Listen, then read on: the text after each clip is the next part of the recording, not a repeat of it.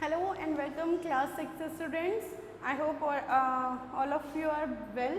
और आज हम पढ़ेंगे अपने second part studying our past chapter first of history. हमने लास्ट पार्ट में पढ़ लिया था what is history, prehistory, protohistory, इन सब के बारे में ऑलरेडी हमने जान लिया था. आज हम पढ़ेंगे सोर्सेज ऑफ हिस्ट्री के बारे में. सोर्सेज ऑफ हिस्ट्री को टू पार्ट्स में डिवाइड किया गया है. Firstly archaeological sources and next literary sources. सबसे पहले इनको ही समझते हैं कि आर्कोलॉजिकल सोर्सेज और लिटरेरी सोर्सेज क्या होते हैं. आर्कोलॉजिकल सोर्सेज, आर्कोलॉजिकल एक्चुअली बोला जाता है जो कोई ऐसी चीज़ जो बनी हुई है, कंस्ट्रक्ट की गई है. जैसे बिल्डिंग होती है, स्कूल है, आपका घर है, फैक्ट्री है, ठीक है, कोई भी टेम्पल है, चर्च है, मॉस्क है, कुछ भी ऐसा जो कंस्ट्रक्ट किया गया है उसको हम और आर्कोलॉजिकल में लाते हैं. सिर्फ फैक्ट्री या कंस्ट्रक्शन ही नहीं बल्कि जैसे कॉइन है, इनको भी तो बनाया जाता है. बने बनाए तो मिलते ही नहीं है कि आज हमने यहाँ डिगिंग करी, एक्सकवेशन किया और हमें कॉइन मिल गया, ऐसा तो होता नहीं है. तो जिन भी चीज़ों को हम कंस्ट्रक्ट करते हैं, बनाते हैं, वो आती हैं आर्कोलॉजिकल सोर्सेज में. बहुत क्लियरली समझिएगा, जिन चीज़ों को हम बनाते हैं या फिर कंस्ट्रक्ट करते हैं वो आती हैं आर्कोलॉजिकल सोर्सेज में. नेक्स्ट है लिटरेरी. लिटरेरी में आप बहुत अच्छे से कनेक्ट कर सकते हो. जैसे आप इंग्लिश लैंग्वेज और इंग्लिश लिटरेचर पढ़ते हो ना. इंग्लिश लैंग्वेज में क्या पढ़ते हो? ग्रामर पढ़ते हो, ठीक है. और इंग्लिश लिटरेचर में क्या पढ़ते हो? स्टोरीज पढ़ते हो, क्वेश्चन आंसर्स करते हो, ग्लॉसरी करते हो ना आप सब. तो लिटरेरी सोर्सेज मतलब लिटरेचर, किसी की कहानियाँ, किसी ने किसी के राजा के बारे में कुछ बताया, किसी ने उस टाइम के जो जैसे गांव हैं, शहर हैं, उनके बारे में, मतलब सोशल चीज़ों के बारे में बताया है, समाज के बारे में, राजा के बारे में, वहाँ की जनता के बारे, प्रजा के बारे में बताया, उसको हम लिटरेरी सोर्सेज कहेंगे. I hope understand. जो चीज़ों को हम कंस्ट्रक्ट करते हैं, बनाते हैं, वो आर्कोलॉजिकल में. जिन चीज़ों को हम लिखते हैं या पढ़ते हैं वो चीज़ें आ गई आपकी लिटरेरी सोर्सेज में. क्लियर? चलिए इनके एग्जाम्पल्स देखते हैं. सबसे पहला एग्जाम्पल है मोनूमेंट. चलिए आपको 1 मिनट का टाइम देती हूँ. 2 मोनूमेंट्स के नाम बताइए. 2 देखते हैं आपका मोनूमेंट और मेरा मोनूमेंट मैच करता है या नहीं. 2 किसी भी मोनूमेंट का नाम चूज करिए. चलिए पहला ताजमहल, क्लियर, और दूसरा रेड फोर्ट. मैच किया? चलिए अपने आप को पॉइंट दीजिए कि आपका एक मैच किया, दोनों मैच किए या एक भी मैच नहीं किया. क्लियर? चलिए मॉन्यूमेंट मतलब आर्कोलॉजिकल. अब जैसे जो ताजमहल है ये शाहजहां ने बनवाया था, पता है ना आपको. क्यों बनवाया था? अपनी वाइफ के नाम पे बनवाया था, है ना, मुमताज़ महल के लिए. इसमें लगभग 20,000 जो वर्कर्स थे उन्होंने लगभग 20 ईयर्स काम किया. इसमें जो मार्बल लगा है वो A1 क्वालिटी का मार्बल है जो कि राजस्थान से आया था. तो ये कहाँ सिचुएटेड है? आगरा में सिचुएटेड है. तो ये सारी बातें हमें कैसे पता चली? ये जब हमने उस मोनूमेंट को देखा, वहाँ आसपास की चीज़ें लिखी हुई थी, उसके बारे में बुक्स में लिखा हुआ था, तो ये मोनूमेंट हैं जो कि बने हुए हैं. रेड फोर्ट है, ठीक है, आगरा का रेड फोर्ट है, हवा महल है ना. ये सब चीज़ें क्या है? मोनूमेंट है. आपका सोमनाथ टेम्पल है, ये सब चीज़ें क्या है? मोनूमेंट है. और मोनूमेंट कैसे होते हैं? मोनूमेंट जो पुरानी बिल्डिंग्स हैं उनको कहा जाता है, ठीक है. जो हिस्टोरिकल बिल्डिंग्स हैं उनके बारे में से एक्चुअली यहाँ पे क्या मतलब है आर्कोलॉजिकल सोर्सेज का, कि हमको हिस्ट्री के बारे में पता कैसे चला. तो इन चीज़ों से भी हमें उनके बारे में पता चलता है. जैसे आप गेस कर सकते हो कि जब मुगल्स थे तो वो मोस्टली ऐसी चीज़ें बनवाते थे जिनमें ऊपर इस तरीके के डोम्स बने होते थे. आप कोई भी मुगल जो एम्पायर का मोनूमेंट है वो अगर आप उठाओगे तो उसमें मोस्टली जो ऊपर है वहाँ ऐसे डोम्स दिखेंगे. क्या बोलते हैं इसको? डोम्स, ठीक है. गुंबद, हिंदी में क्या बोलते हैं? गुंबद. ताजमहल, रेड फोर्ट, कोई भी मस्जिद, कुछ भी आप उठाओ वहाँ पे कुछ इस तरीके का कंस्ट्रक्शन आपको ज़रूर दिखेगा. तो गोल गुंबज, उन सब में.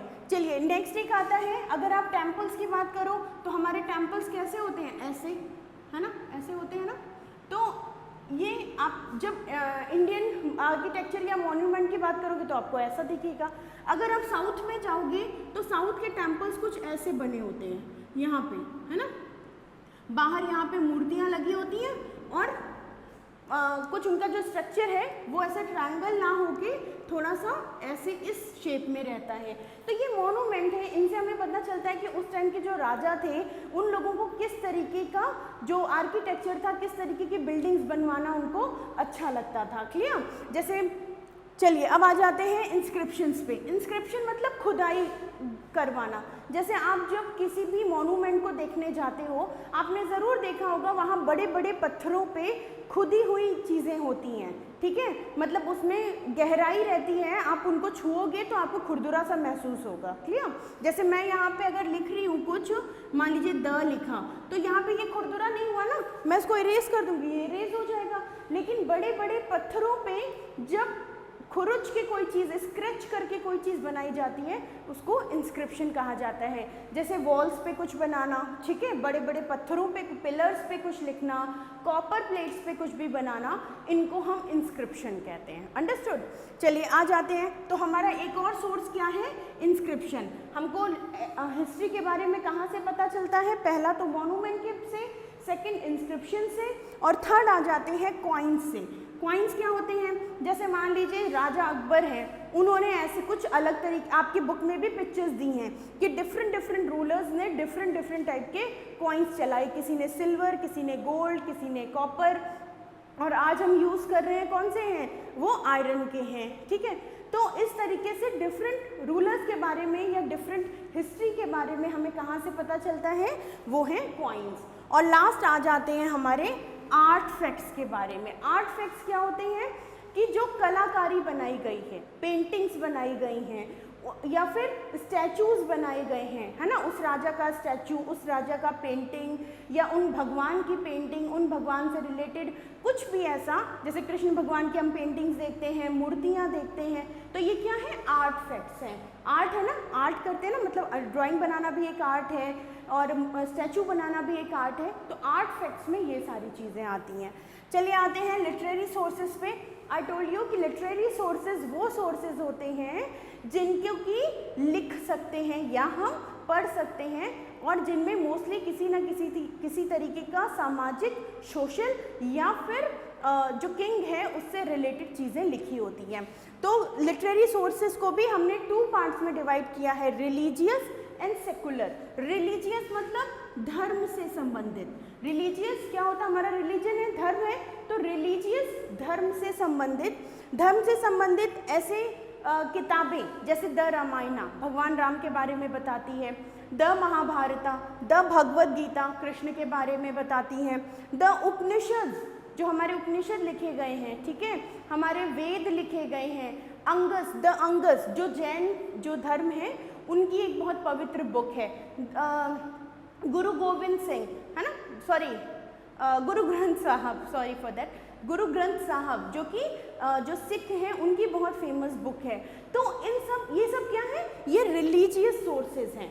मतलब गुरु ग्रंथ साहब में गुरु नानक ने जो वाणी बोली है उसको लिखा गया है, रामायण में राम भगवान ने, हनुमान जी ने जो चीज़ें की हैं वो लिखे गए हैं, भगवद गीता में, ये बहुत अच्छा क्वेश्चन है यहाँ से कि भगवद गीता कौन से बिग एपिक का पार्ट है? किसी को पता है? एपिक मतलब जो कहानियाँ लिखी गई हैं, बड़ी कहानियाँ या बड़े पोयम जो लिखी गई हैं पुराने टाइम में। आपको पता है वर्ल्ड की सबसे बड़ी एपिक्स में से आता है हमारे ये 2 literature sources, the Ramayana and the Mahabharata. Mahabharat में एक सीक्वेंस है, एक टाइम है जब युद्ध होने वाला होता है पांडव में और कौरव में। तो उस युद्ध के टाइम पे जब अर्जुन देखते हैं कि मेरे सामने मेरे भीष्म पितामह खड़े हैं, गुरु द्रोणाचार्य खड़े हैं, ठीक है, उनका भाई खड़ा है दुर्योधन, उनके फ्रेंड अश्वत्थामा खड़े हैं और उनके जीजा खड़े हैं जयद्रथ, तो वो बिल्कुल से सारे हथियार, अपने धनुष बाण छोड़ देते हैं और बोलते हैं नहीं, मैं अपने सगे लोगों पे, अपने घर के लोगों पे मैं धनुष बाण या उनको नहीं मार सकता। उस टाइम पे कृष्ण भगवान बिल्कुल से रुद्र रूप में आते हैं और उनको बताते हैं कि ये क्यों ज़रूरी है, तुम नहीं करोगे तो कोई और करेगा। बट करना, अपने कर्म को करना बहुत ज़रूरी है। अगर उन्होंने ऐसा काम नहीं किया होता कि आज वो और तुम बैटल में सामने खड़े हो तो तुम नहीं मारते, लेकिन आज जब बैटल में सामने खड़े हैं, युद्ध होने की कगार पे हैं, तो किसी न किसी को तो लड़ना ही है।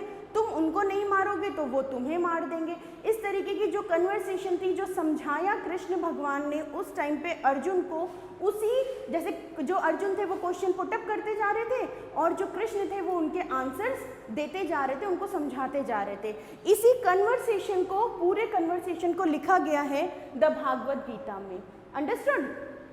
और कुछ कृष्ण की जो लीलाएं हैं, कृष्ण की जो कृष्ण से संबंधित महाभारत में जो पार्ट है द्वापर युग का, वो भगवत गीता में लिखा गया है। चलिए, ये बात समझ में आ गई, रिलीजियस सोर्सेज। नेक्स्ट आते हैं अपने सेकुलर। सेकुलर का मतलब होता है समाज से संबंधित, ठीक है, समाज से संबंधित। तो सामाजिक चीज़ें क्या हैं? जैसे हम सोशल हैं तो क्या होता है, हम साथ में बैठते हैं, हम पढ़ाई करते हैं, हमको एस्ट्रोलॉजी समझने का मन करता है, तो ये सारी चीज़ें क्या हैं? सोशल हैं। तो सेकुलर सोर्सेज में आती हैं। इनका बहुत अच्छा एग्जाम्पल है अर्थशास्त्र, एक बुक है जो कौटिल्य चाणक्य ने लिखी थी, कौटिल्य चाणक्य ने लिखी थी, ठीक है, जिसके बारे में उन्होंने बहुत जो पॉलिटिकल है या इकोनॉमिकल, जो एक राजा है उसको कैसे अपना किंगडम चलाना चाहिए उसके बारे में लिखा है, अर्थशास्त्र। नेक्स्ट है इंडिका। इंडिका मेगस्थनीज ने लिखी थी, मेगस्थनीज ने लिखी थी। और अभिज्ञान शाकुंतलम जो कि कालिदास ने लिखी थी, कालिदास ने लिखी थी। ये सारी बुक्स ऐसी हैं, स्टोरीज की तरह हैं, जो आपको उस टाइम के समाज के बारे में बताती हैं, इसीलिए इनको हमने कैटेगराइज किया है सेकुलर में। तो ये आपका सोर्सेज था, हिस्ट्री सोर्सेज के बारे में था, सोर्सेज ऑफ हिस्ट्री, आर्कोलॉजिकल और लिटरेरी। आई होप सारी चीज़ें क्लियर हुई हैं। इसके साथ ही बुक रीडिंग करिए, जितनी भी रिलेटेड एक्सरसाइज है उनको भी कंप्लीट करिए। एंड आई एम हैप्पी कि आप सब अपना वर्क बहुत ईमानदारी से, बहुत अच्छे से सेंड कर रहे हैं और जल्दी रिजल्ट भी बताते हैं, ठीक है। रिजल्ट की इतनी ज़्यादा फिक्र मत किया करो, आपको भी पता होता है कि आपने काम किया है तो अच्छा ही किया है ना। और कोई भी फॉल्ट होता है तो डोंट वरी, क्योंकि बच्चे हो, अभी आप तो सीख रहे हो, तो फॉल्ट करना बनता है, उसके लिए परेशान होने की ज़रूरत नहीं है। क्लियर? तो मिलते हैं अपने नेक्स्ट वीडियो में, नेक्स्ट इसी चैप्टर के लास्ट डेट के बारे में कि हम लोग CE या BCE क्यों यूज़ करते हैं। तो तब तक के लिए bye bye, take care, thank you.